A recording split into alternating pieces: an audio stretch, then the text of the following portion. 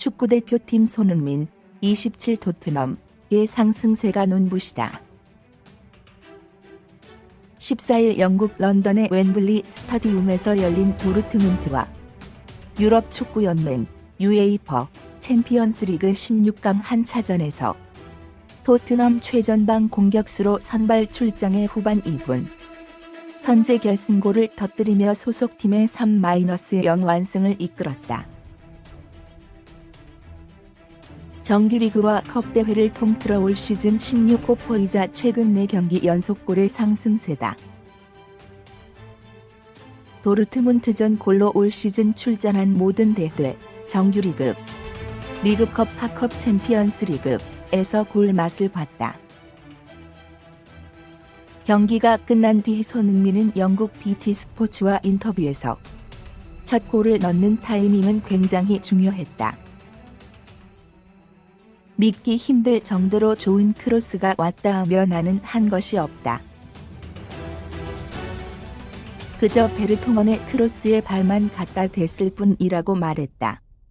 이어 끝난 것이 아니다. 우리는 두 차전을 준비하는 데 초점을 맞춰야 한다며 부상으로 빠진 해리 케인과 델레 알리가 팀에 매우 중요한 선수들이지만 우리 팀에는 잘 뛸 수 있는 좋은 선수들이 많다고 했다. 스포츠조선과 인터뷰에서도 득점 상황에 대해 선수들이 잘해줬다. 특별히 많이 한 것이 없었다며 선수들이 1-0으로 이기고 있는 와중에도 이기겠다는 생각으로 해준 것이 컸다고 말했다. 이어 도르트문트를 상대로 왜 이렇게 강한가라는 질문엔 잘 모르겠지만 어느 경기장에 나가던 최선을 다하려고 노력한다. 신경 쓰기보다는 다음 경기에 골을 넣도록 하겠다고 했다. 이어 4경기 연속 골을 넣고 있는 상황에 대해선 골은 제가 넣고 싶을 때 넣는 것이 아니라고 생각한다. 운도 필요하고 타이밍도 필요하다며 욕심보다는 할 수 있는 것을 하는 것이 중요하다고 했다.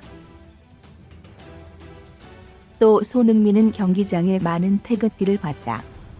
대한민국 국민, 축구팬들이 와서 태극기를 흔드는 것을 보면 감사하다며 아직도 축구할 때 가장 행복하고 스트레스를 축구로 푼다. 그래서 버틸 수 있다. 유럽에서 축구를 할 수 있는 상황이 흔치 않다. 열심히 하겠다고 말했다. 지난해 12월 이후 이어가고 있는 손의 승리 공식도 유지됐다. 손흥민은 지난해 12월 이후 치른 16경기에서 13골을 몰아쳤다.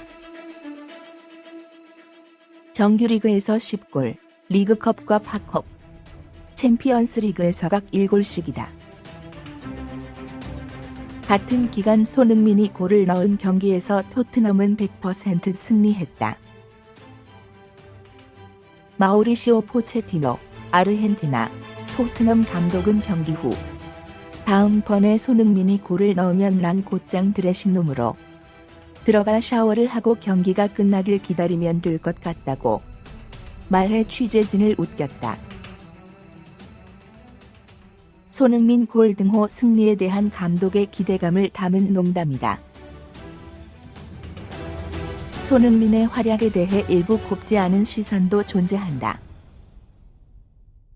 최근 득점 소식을 전하는 온라인 기사마다 아시안컵 기간 중엔 부진하더니 소속팀에 돌아가자마자 펄펄 나는 모습이 불편하다는 부정적인 댓글이 빠짐없이 달린다. 토트넘 유니폼을 입고 득점포를 펑펑 터뜨리는 것과 달리 대표팀에서는 7경기 연속 무득점 중인 상황에 대한 비판이다. 일각에서는 아시안게임 금메달로 군 면제를 받은 뒤 대표팀에 대한 열정이 식은 것 아니냐는 근거 없는 의혹도 나왔다. 소속팀에서 맹활약하다 대표팀 유니폼만 입으면 침묵하는 손흥민의 두 얼굴에 대해 한국 축구 레전드 차범근 60유 전 축구대표팀 감독에게 자문을 구했다. 자 감독은 나 역시 현역 시절 똑같은 고민에 시달린 경험이 있다면서 손흥민이가 불필요한 오해 때문에 걱정하지 않았으면 한다는 바람을 이야기했다. 과장을 조금 보태서 요즘 손흥민 보는 재미에 산다. 그라운드에 올랐다 하면 어김없이 골을 넣어주니 새벽 시간에 잠을 줄여가며 경기를 볼 맛이 난다. 일부긴 하지만 대표팀에서의 골 침묵을 거론하며 손흥민의 진심을 의심하는 목소리가 나오는 건 그래서 더 아쉽다. 상황에 따라 경기력은 다르게 나올 수 있지만 경기에 임하는 선수의 표정만 봐도 어떤 마음가짐인지 알 수 있다. 축구 선배로서 단언할 수 있다. 손흥민은 어떤 경기건 최선을 다하고 있다.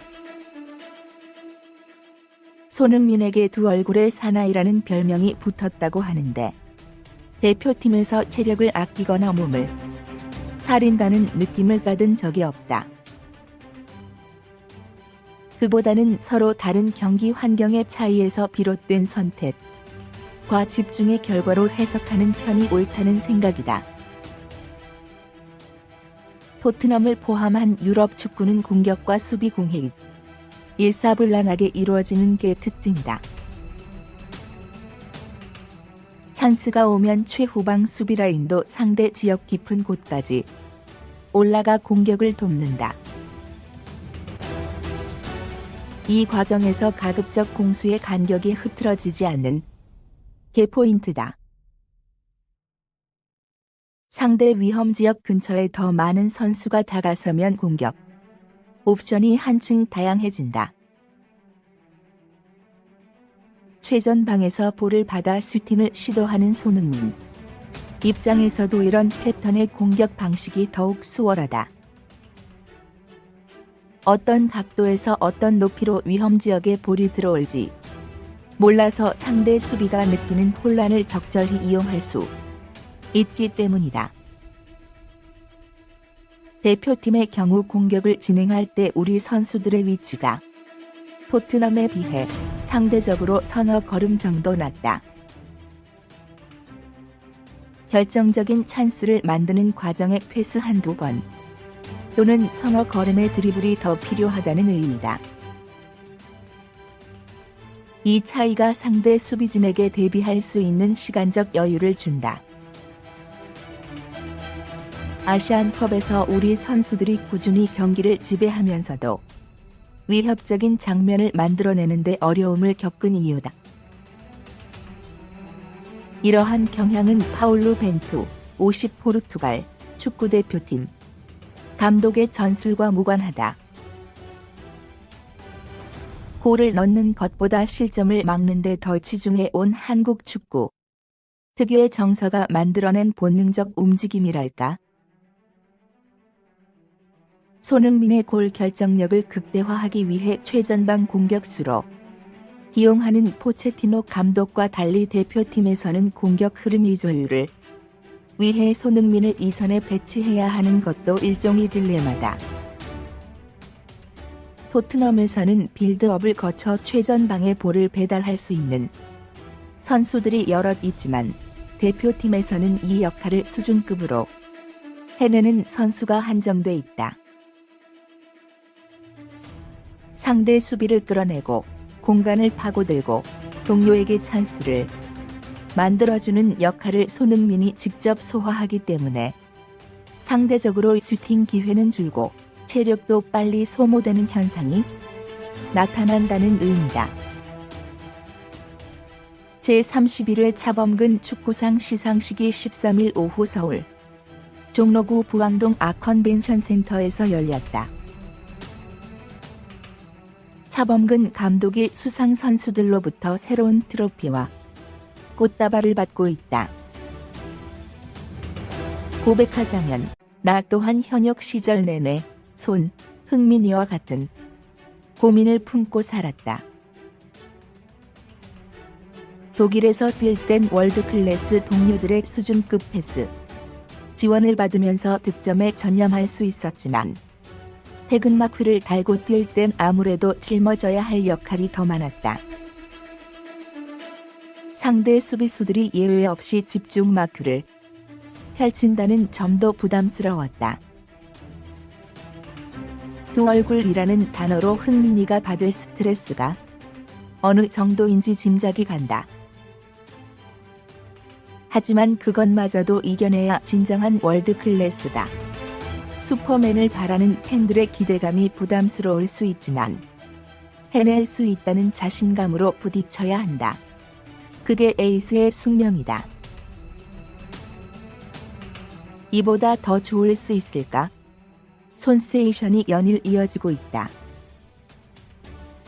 손흥민, 토트넘, 이 절정의 폼을 유지하면서 폭발적인 득점 행진을 계속하고 있다. 외신들의 찬사도 끊이지 않고 있다.